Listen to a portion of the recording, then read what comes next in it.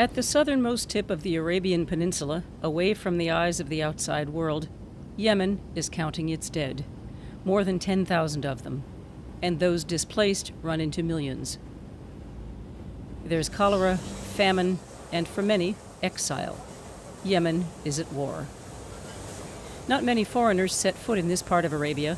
The president of the International Committee of the Red Cross has come to visit this exhausted and divided country.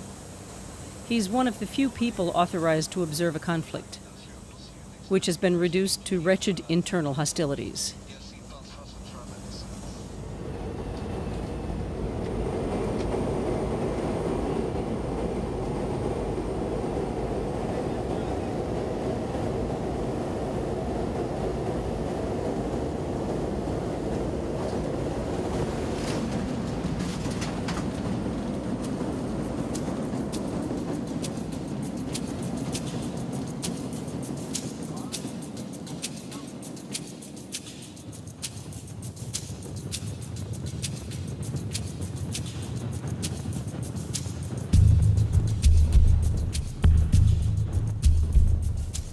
His trip is a difficult one, to say the least.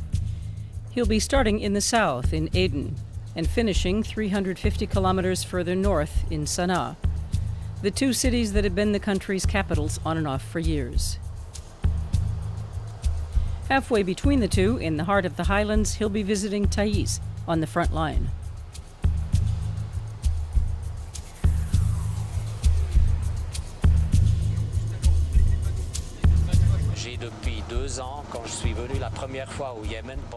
Since my first visit to Yemen 2 years ago, I think that the international community has significantly underestimated the degree of destabilization, of pain and of suffering caused by the war in Yemen. And they've tried to relegate the situation to the second or third rank of international conflict. So that's why I've returned here, determined to try and redress the imbalance to some extent between the lack of international attention and the huge humanitarian needs. Attention internationale et besoins humanitaires.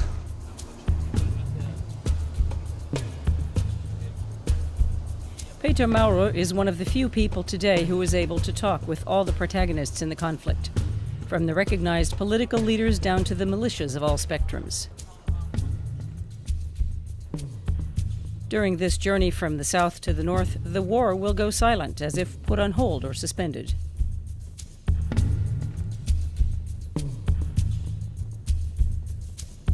Six hectic days with no respite, traveling to the heart of a conflict that we know so little about.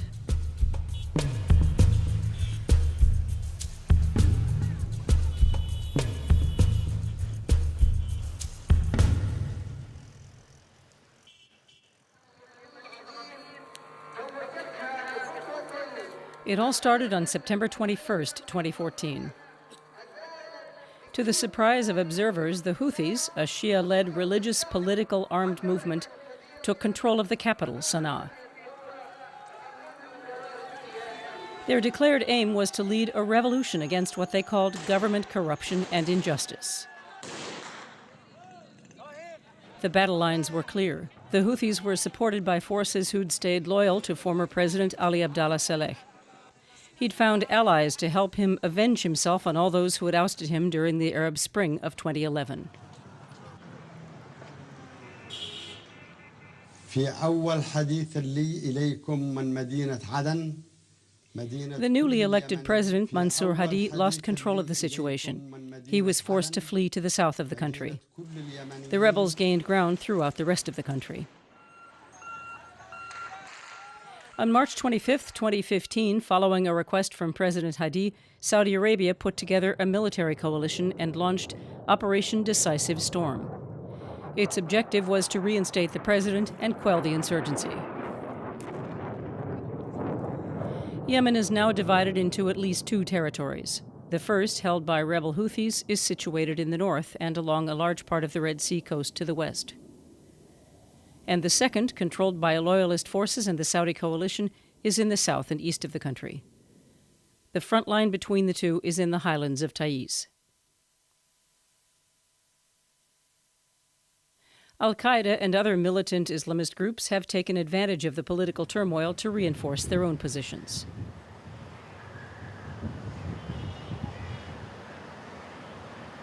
Aden has officially become the provisional capital of the government in exile.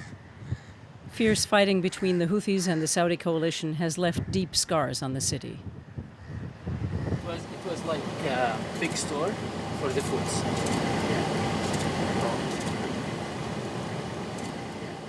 The defeated rebels have had to retreat to the north of the country. Interesting information, yeah, good.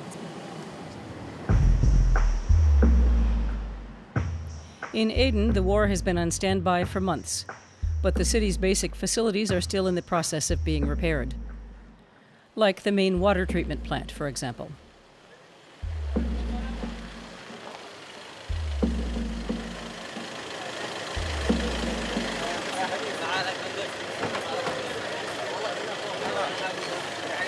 Very nice meeting you. It's for the prevention of cholera. The front line is situated several hundred kilometers away to the north, but the destruction of basic sanitary facilities means that the wounded have to be brought here to Aden to be treated.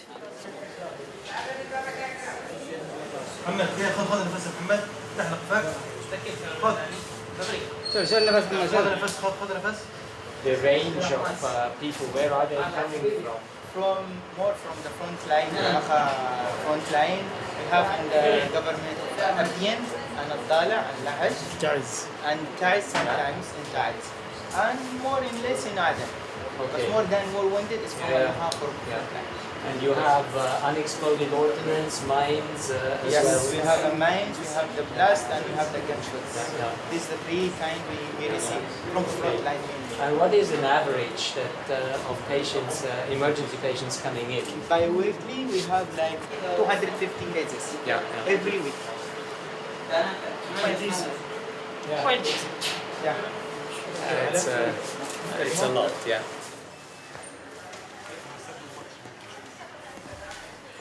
Groups of popular resistance sprang up at the onset of the war, fighting alongside the armed forces against the Houthi rebels.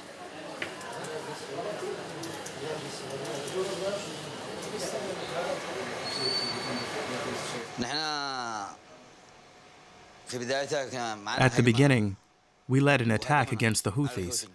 We attacked them. Then the car hit a mine and I broke my leg, and my comrades were all injured. I've been fighting the Houthis since 2015, and God willing, I'll fight them to my last drop of blood. I'll fight the Shias for the honor of our religion.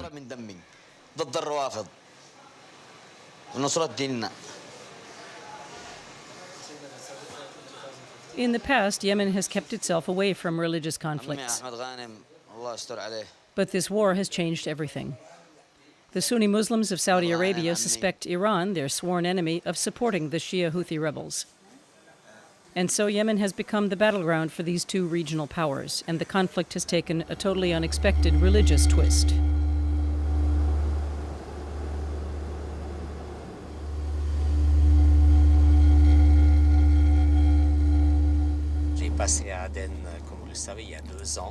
As you know, I visited Aden 2 years ago. So I have mixed feelings returning here. The signs of war are still extremely visible. You can tell when you listen to the patients that there is still a lot happening on the front line, that it's getting closer to Aden, and that each day the hospital receives more and more wounded. Not just injured soldiers, but injured civilians too. And people from both sides of the conflict turn up at this hospital. So we're very close to the fighting. Il y a des adversaires des deux lignes de front qui entrent à l'hôpital, donc on est très proche du conflit.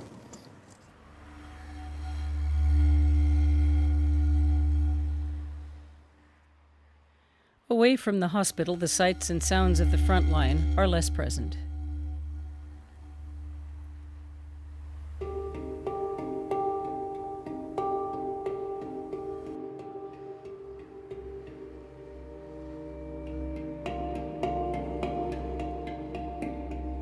In many ways, Aden seems like a ghost town.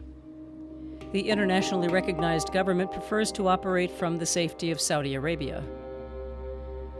Under the control of their powerful ally, the Yemeni authorities are trying to manage what's left of the country.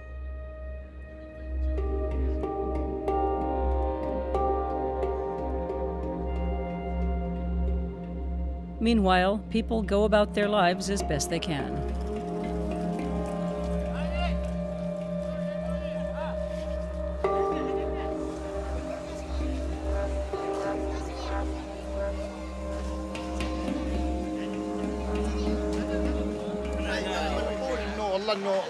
We're certainly not saying that things have gotten 100% better. As long as weapons are easily accessible, there will be problems. But some effort is being made by the heads of security, local authorities, ministers. They're all trying very hard to improve the situation here so that we can feel safe again. But thanks to God, even if we're still lacking many things, our situation is infinitely better here than elsewhere. Thais is less than 200 kilometers north of Aden.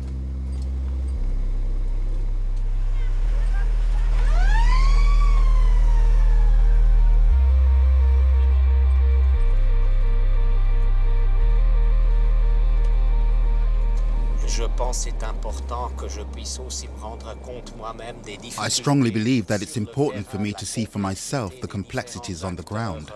These include the difficulties encountered by different actors on the front line, like negotiating access to Thais and around Thais, and with all the different groups involved in the conflict. Suddenly, the convoy comes to a halt.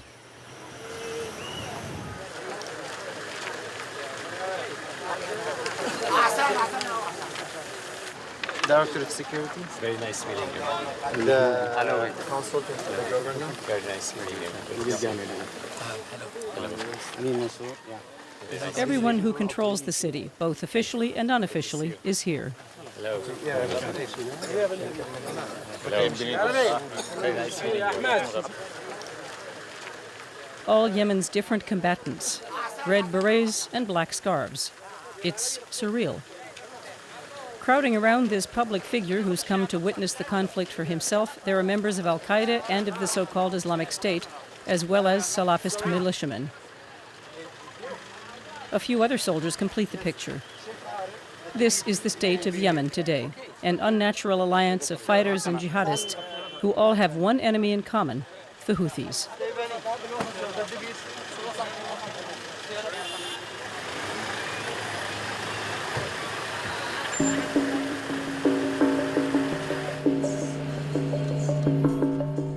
Together, they're escorting the convoy towards the center of the city.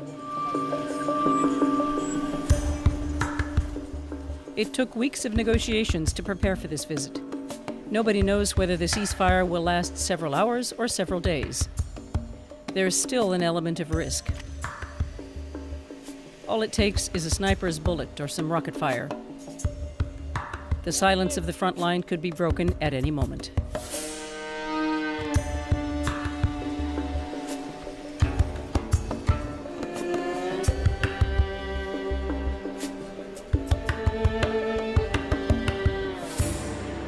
Thais has been under heavy fire for 2.5 years, hemmed in by both aerial strikes from the Saudi coalition and street fighting.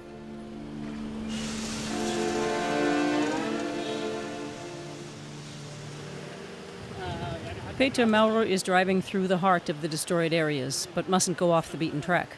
Landmines can still be found in side roads and small mounds of earth. He's not here to make promises. He's just here to observe and listen.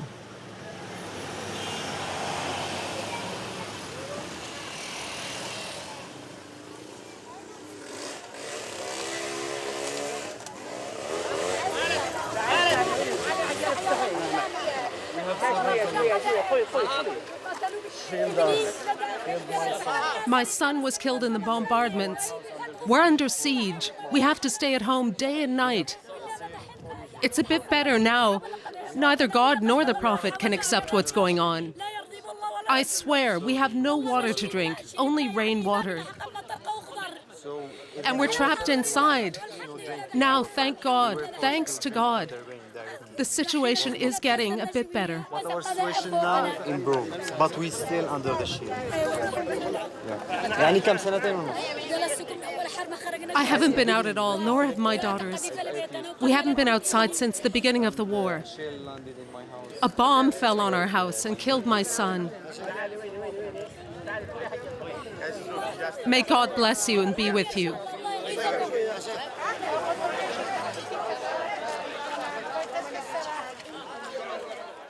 This is what it's like for Yemen's third city, partly cut off from the outside world.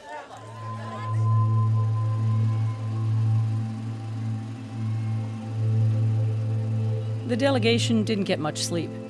They've only spent a few hours on the front line, under escort, with strict instructions to stay inside.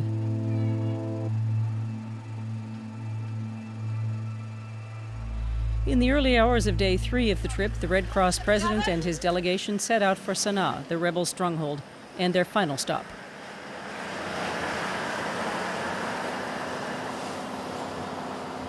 After crossing several checkpoints and in order to avoid the active front line, the delegation has to skirt around the south of Taiz, then continue up into the mountains on narrow, winding roads.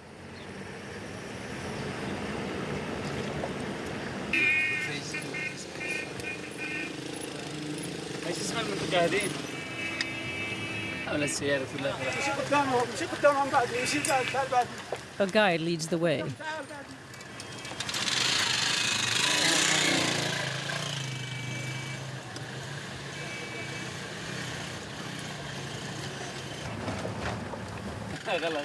The delegation leaves the government-controlled zone.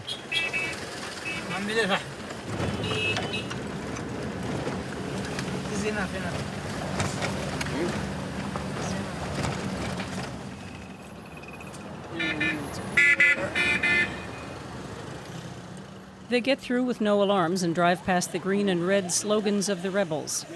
God is great. Death to America. Death to Israel. The Houthis are on their guard, weapons at the ready. They have tight control of the north of the country.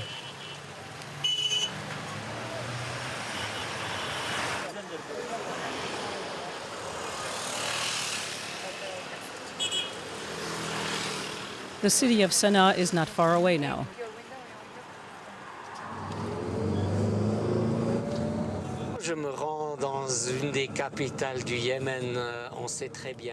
So here, we're entering one of Yemen's capitals.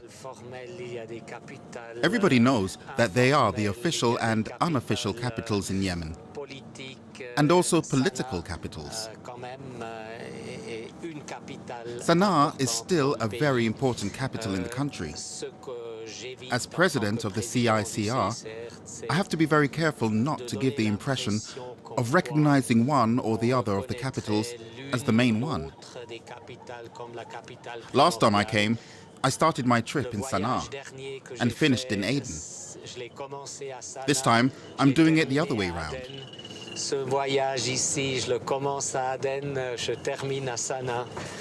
For the sake of impartiality? For impartiality and a sort of logistics, but especially for humanitarian reasons.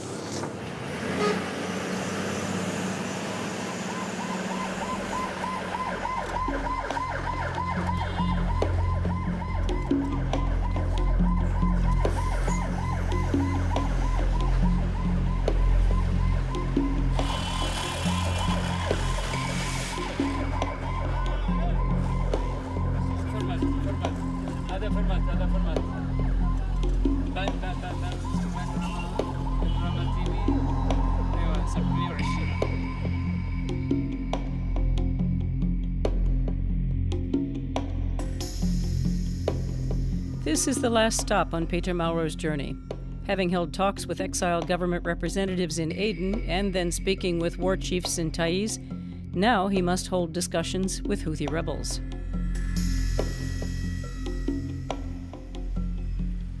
But we won't find out anything about what was said during any of these talks. One of Mauro's strong points is his total discretion.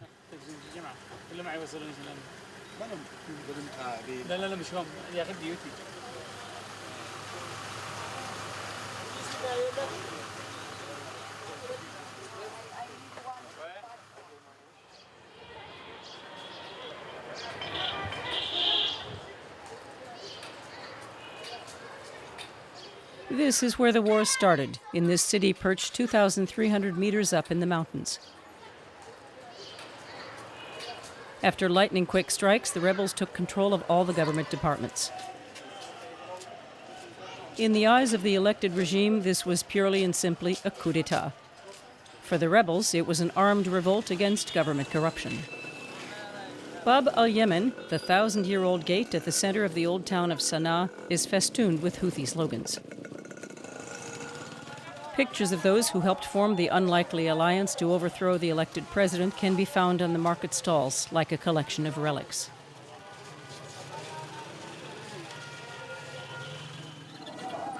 Abdel Malik al-Houthi, the rebel chief, and Ali Abdallah Saleh, the ex-president ousted by the revolution in 2011.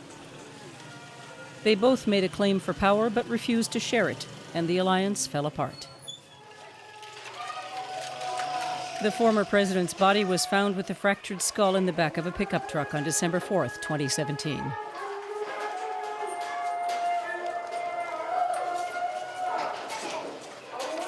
The Houthis carried on, and far from wavering, they went from strength to strength, seizing control of nearly 30% of the northern part of the country.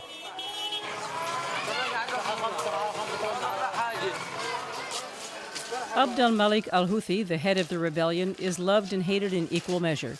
But beyond the eternal debates over revolution or coup d'etat, what everyone fears most is the same thing: being shelled by the coalition.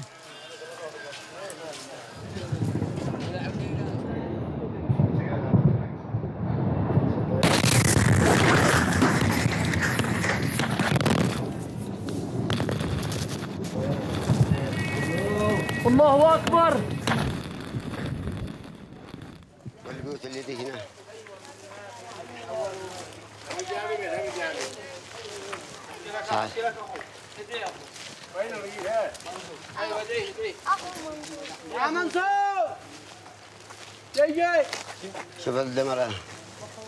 Look at all that's been destroyed.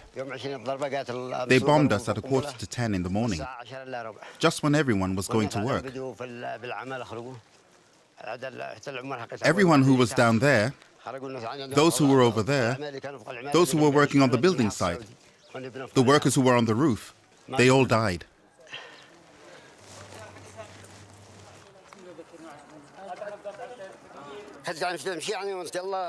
People were running in all directions. We were sick with fear.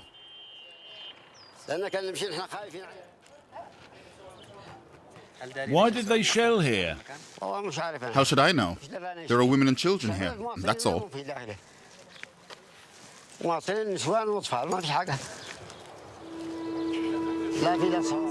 Armed rebels or civilians, aerial strikes are indiscriminate. Civilians make up half the victims of this war.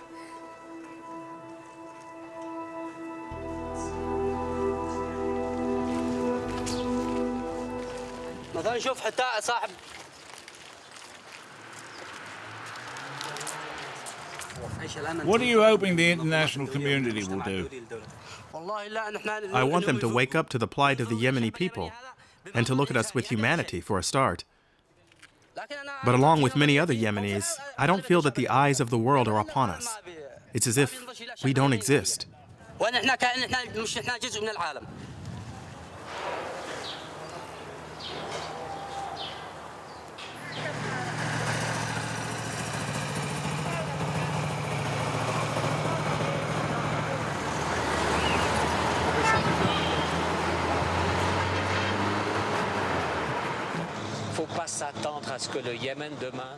Yemen is not going to be headline news anytime soon. It's just the political reality. The only crises that make the headlines are the ones that affect the world's powerful nations. And what's happening in Yemen only partially affects those world powers. And that's why there's only partial coverage in the international community.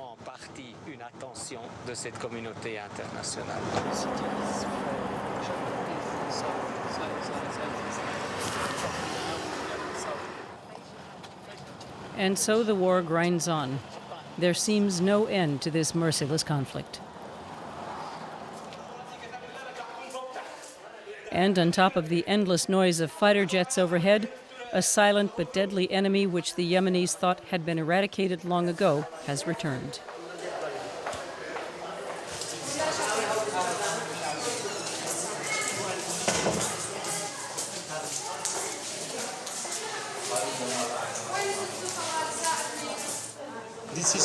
cholera, huh? Yes, cholera. This boat is positive cholera. Sorry?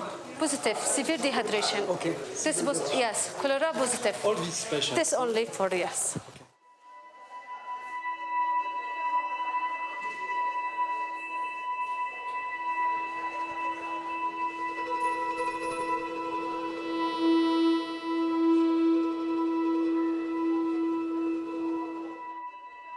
A million people have been infected with cholera. It's the world's largest epidemic.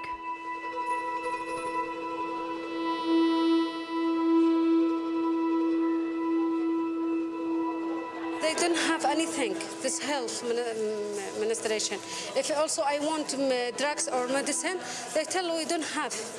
Because nobody support that, also health ministry also. They don't have any support. On the extreme tip of the Arabian Peninsula, as the world looks away, Yemen is being destroyed. It's facing one of the biggest humanitarian crises since the end of the Second World War.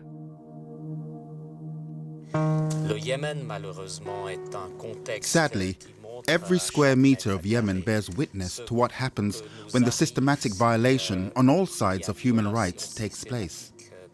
Civilians are the first to suffer. Infrastructures are destroyed, as well as health systems and social care systems. When all these things break down, everyone suddenly seems surprised that there's a cholera epidemic and then a global migration problem. The causes of these things are very simply the violation of the basic principles of international human rights and the unchecked violence, which destroys societies in its wake as the war lingers on.